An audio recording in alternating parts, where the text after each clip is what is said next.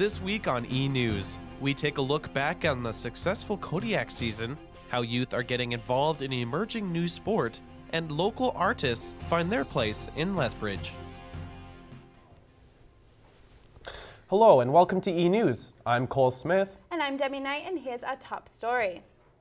It's been a successful year for the Kodiak's athletic department with many awards and titles under the athletes' belts. I had the chance to take a look back at all the accomplishments made by the athletes this year.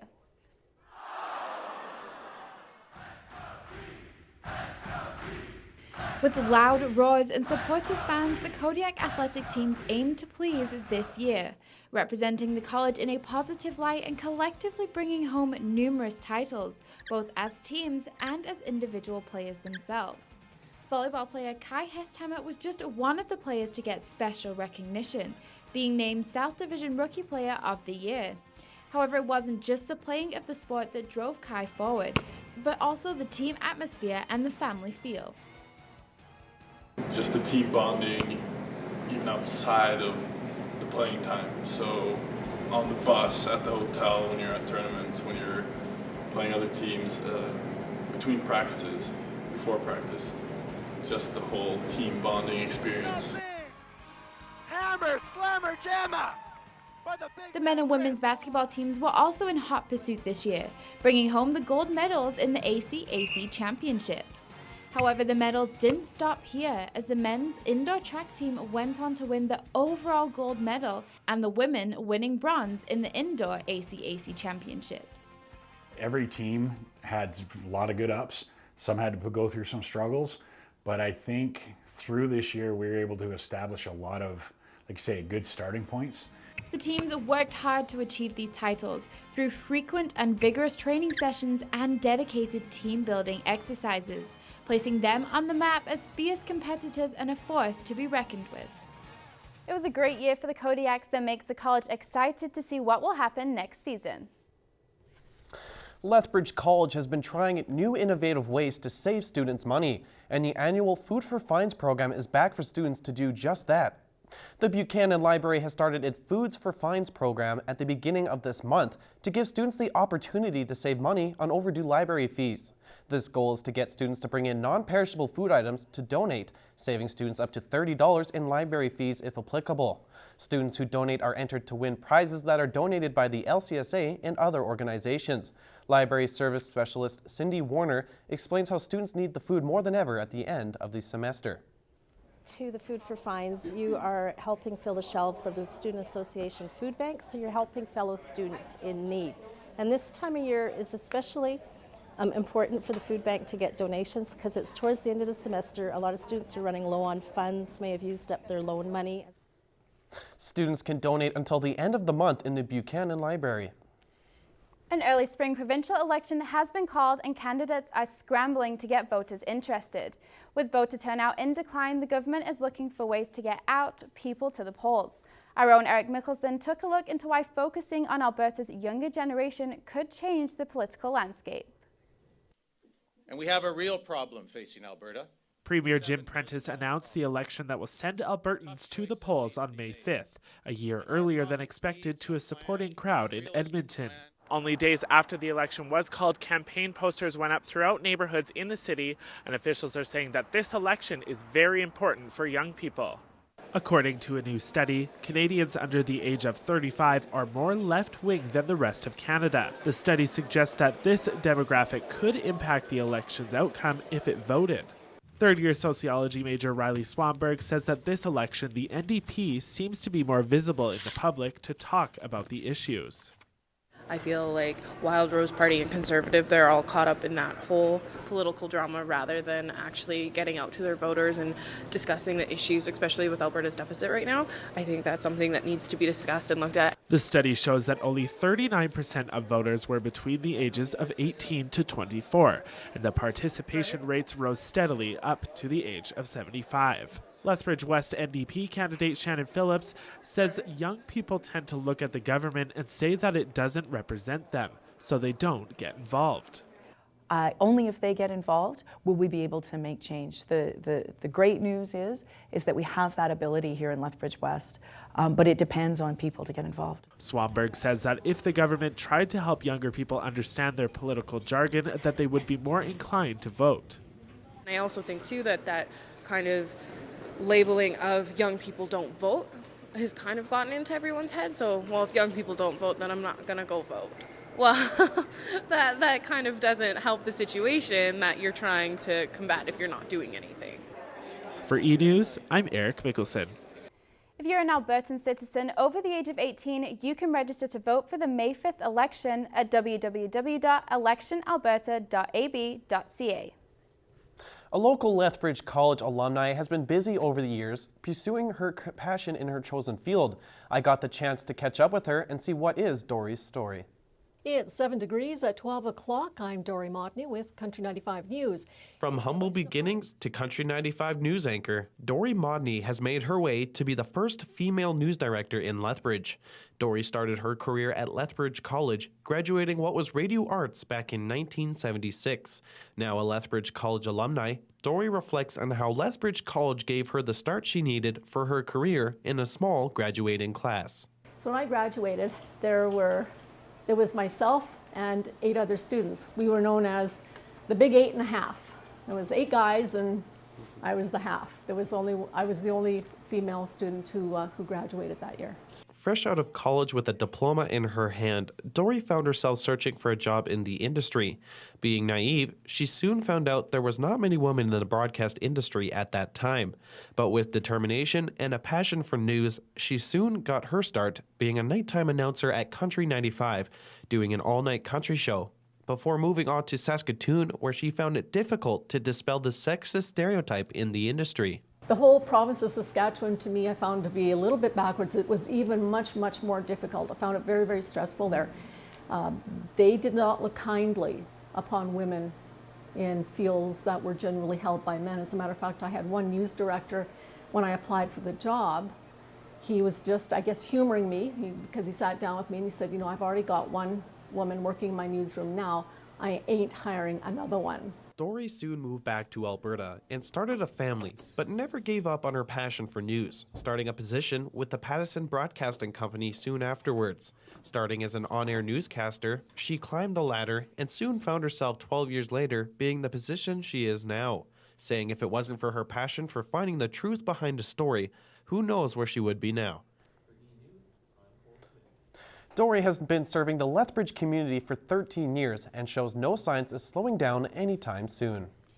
The winds of change and creativity are blowing through Pigunni First Nation. Reporter Rachel Crow-Spreading Wings is standing by with more on the story. Rachel? Thanks, Demi. I had the opportunity to go and learn more about how the community is coming together and welcoming and celebrating youth both near and far.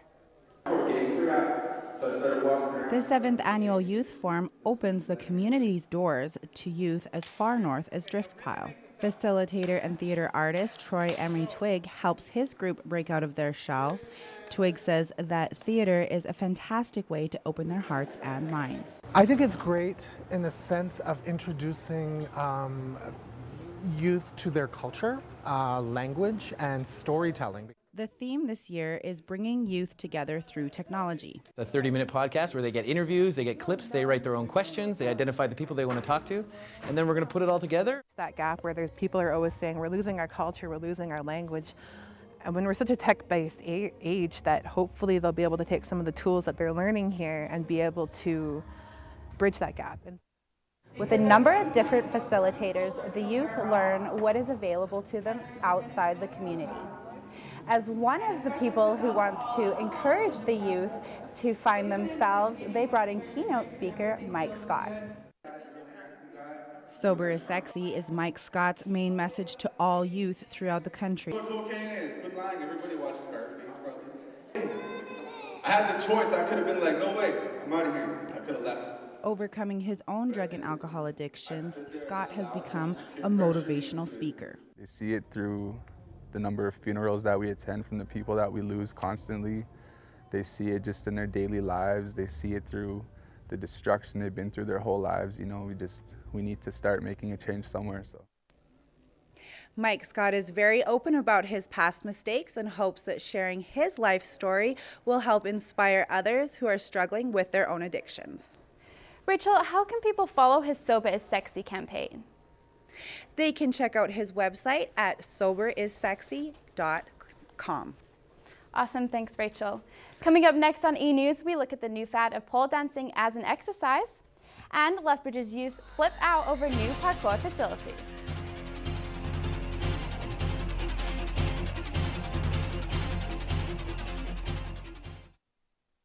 Hey, it's Kiana Nelson, and you're listening to the Top 40. Hey, this is Kyle, and you're listening to the Alternative Hour here on the Kodiak. I'm Elizabeth May, and this is the Country Hour. I'm Alex Nealick, and this is the Rock Hour on the Kodiak. Hey, this is Sam Borsato, and you're listening to the 80s at 8 on the Kodiak. It's 2 degrees at 2 o'clock. I'm Demi Knight with Kodiak News. Lethbridge.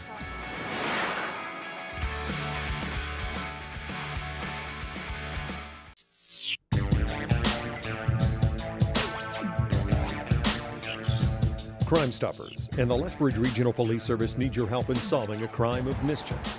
Between the hours of 7 p.m. on January 19th and 9:30 a.m. on January 20th, a business along the 1000 block of 6th Avenue South was vandalized. All of the windows and doors were shattered, but no one entered the building. Police suspect that a BB gun or another high-powered airsoft gun may have been used. The damage is estimated at around $4,000. If you have any information related to this or any crime, you're asked to contact Crime Stoppers by any of these methods. Standard message and data rates may apply. Crime Stoppers will pay up to $2,000 for information leading to an arrest. Remember, you will not have to attend court or testify, and you will remain anonymous. We want your information, not your name.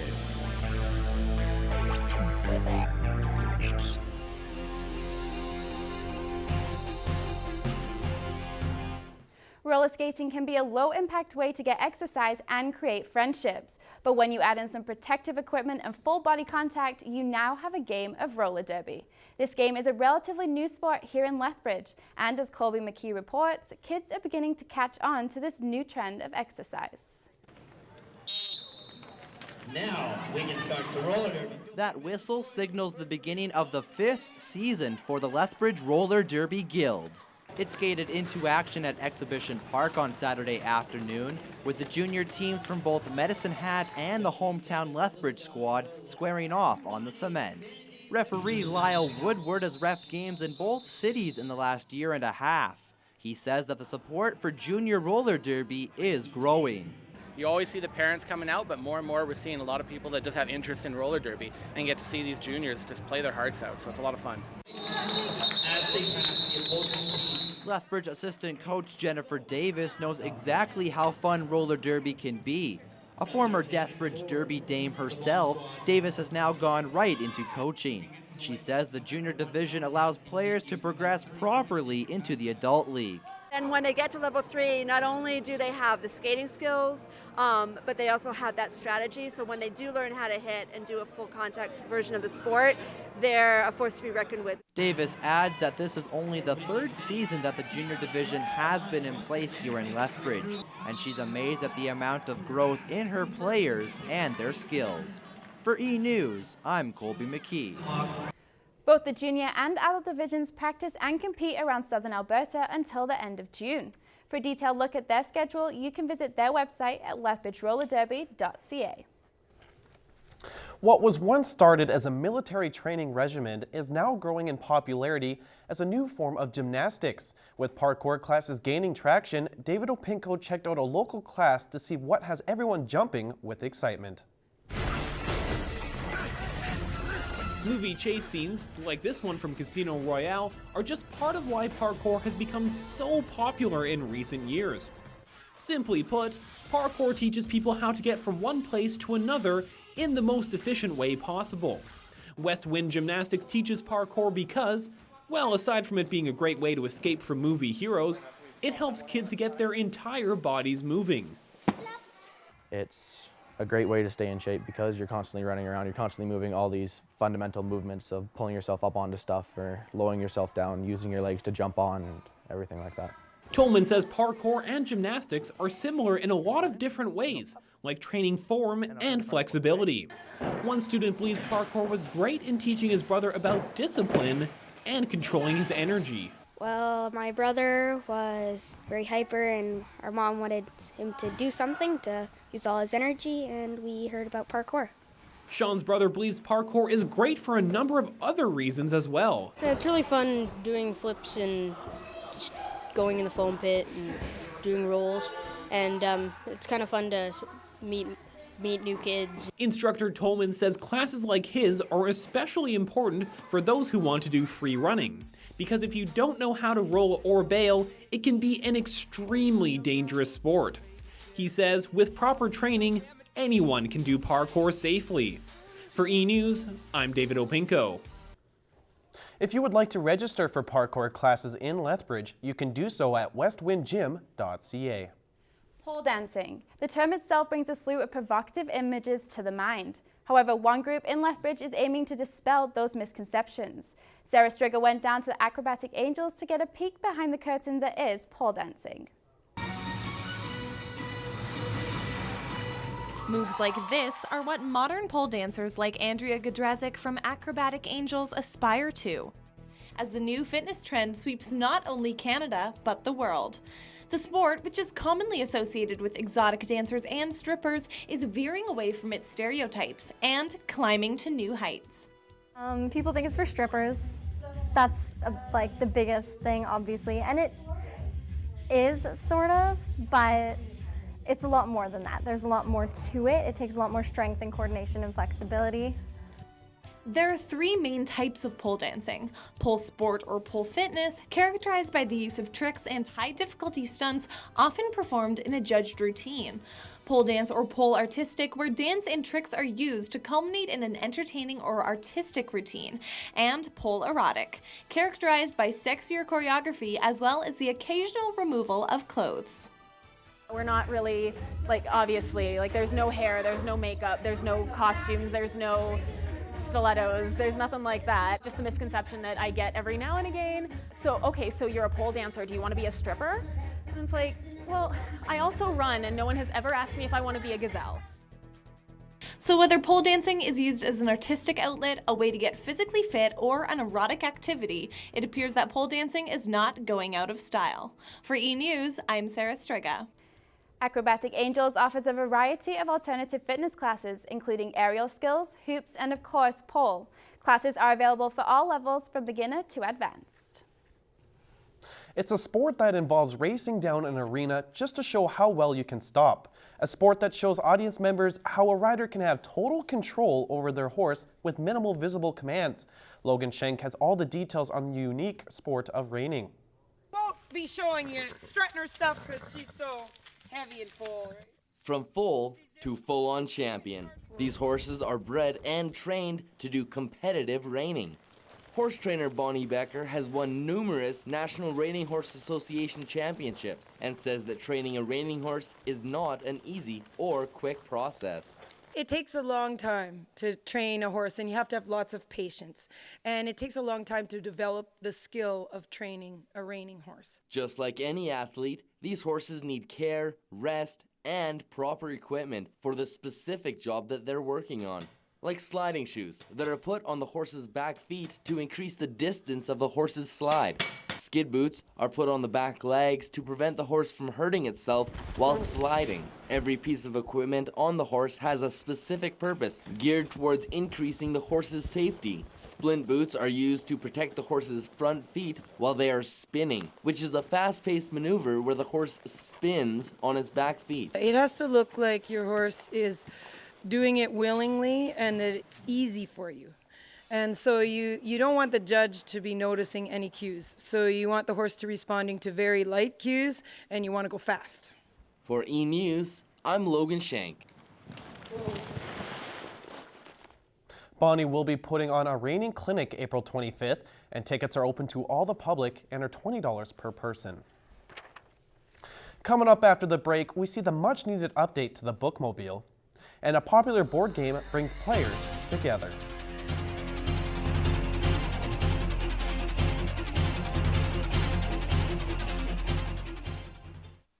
We've got a great week of weather coming up here. Starting off Monday, we've got a high of 14 with a low of just 2 degrees. Tuesday, we've got a high of 10 and a low of 4. Wednesday, things start to get a little bit dicier as we go with a high of 6 degrees and a low of 0. Chances of scattered rain or flurries. Thursday, we warm up a little bit with a high of 5 and a low of -5. Friday, we have a high of 8, low of -3. Then things will start to look even better as we get to the weekend. We'll have highs in the 11s and 12s. Great time to get your onions in the ground.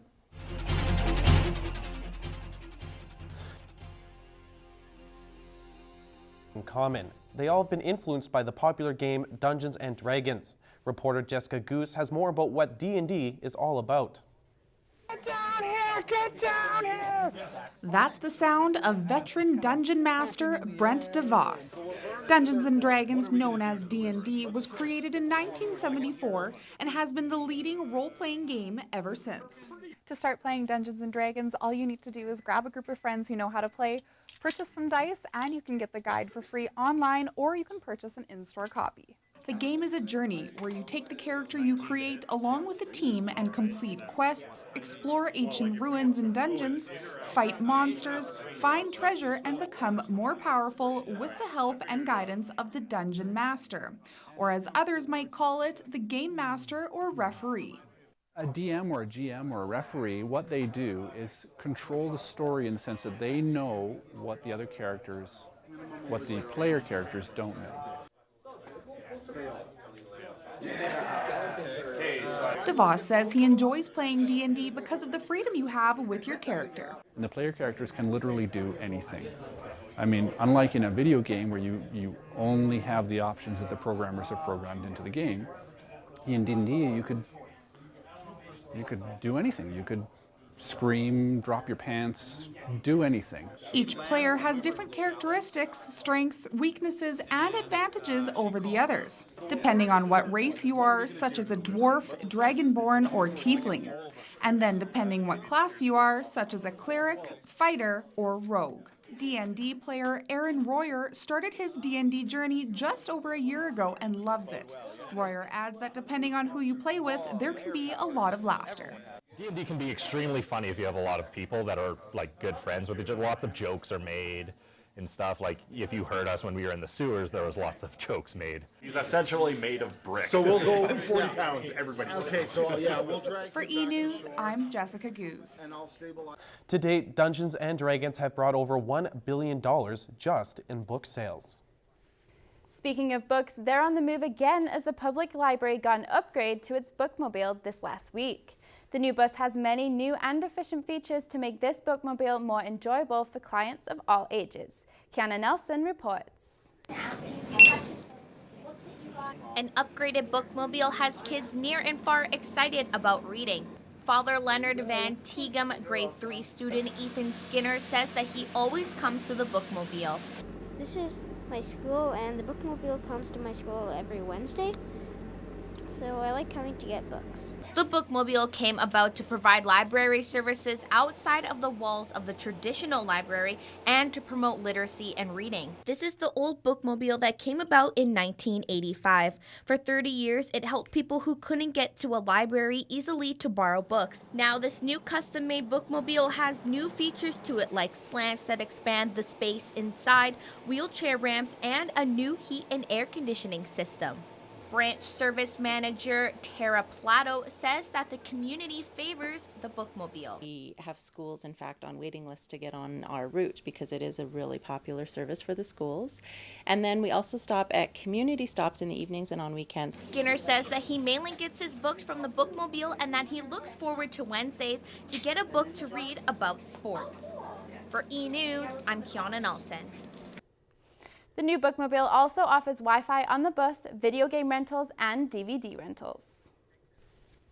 A local artist celebrated a gallery opening this weekend in an unexpected venue as part of a local arts and music festival. Michael Doherty has the scoop on Lethbridge's very own Tanis Ablonzi and how she's contributing to the Electric Eye Music and Arts Festival. I submitted the hand eyeball to Electric Eye and the horned man. University of Lethbridge student Tanis Ablonzi is preparing to graduate later this month with a BFA in Art Studio. She's also a featured artist for the Electric Eye Music Festival. Tanis says that she's been doing art for as long as she can remember. My mom used to use taking away art as a punishment to get me to do things, so Tanis says that her work is based on inner narratives and pre-existing superstitions, most with a darker personal touch. mostly what these works are, it's kind of based on like inner narratives, so any kind of process that's going on in my brain. Sometimes I'm not really sure what I'm doing, but it's kind of this weird step-by-step process in my head, subconscious, that kind of thing. There's a lot of like fears involved. Electric Eye Art Society president Eric Sharp discovered Tanis's work through the university newspaper, and he says he's happy to give younger and local artists recognition. Just to give them an opportunity and a kind of a thank you from us for contributing to our festival. The gallery opening was held at Blueprint Records and even had live entertainment. We do, yeah. We got Snake Legs from Edmonton, decided to come down, and we're super happy to have them. The annual Electric Eye Festival coming up this May, Lethbridge promises to continue to be a hub for burgeoning artists. For eNEWS, I'm Michael Doherty. Tanis's gallery will be on display at Blueprint Records in Lethbridge and will run through May. Local musicians have many sources to showcase their talents in Lethbridge. Reporter Kyle Kazema took some time to explore these various venues and options for upcoming and aspiring artists throughout the city. Local artists say being an amateur musician in a small city looking for attention can be a nearly impossible task. Fortunately, in Lethbridge, there are locations that offer possibilities. Co-owner and booker for the Owl Acoustic Lounge, Stephen Ford, says his venue serves as a good beginning location for the talent of Lethbridge. I've always kind of approached it as we're like an entry-level sort of position, not just in terms of people playing here, but also in terms of artists coming to play here in a lot of respects. But when the opportunities aren't coming in, local musicians say they still have a drive to continue on. Brandon Hamilton says a passion and love for music drives him in his creation. Other people get satisfaction from cooking. Other people get satisfaction from tuning their fast cars, maybe.